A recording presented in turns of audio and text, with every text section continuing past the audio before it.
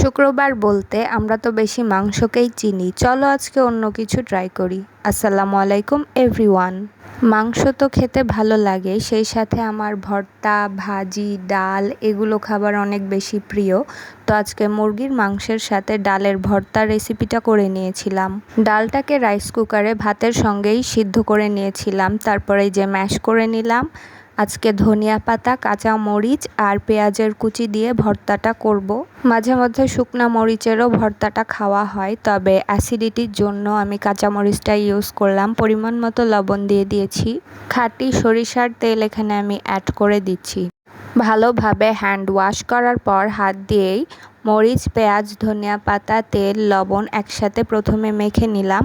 তারপরে ভর্তাটা ভালোভাবে মেখে সব কিছুর সঙ্গে মিক্স করে নিলাম।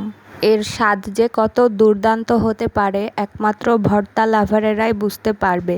সাথে থাকার জন্য তোমাদের সবাইকে অনেক অনেক ভালোবাসা। আল্লাহ হাফেজ।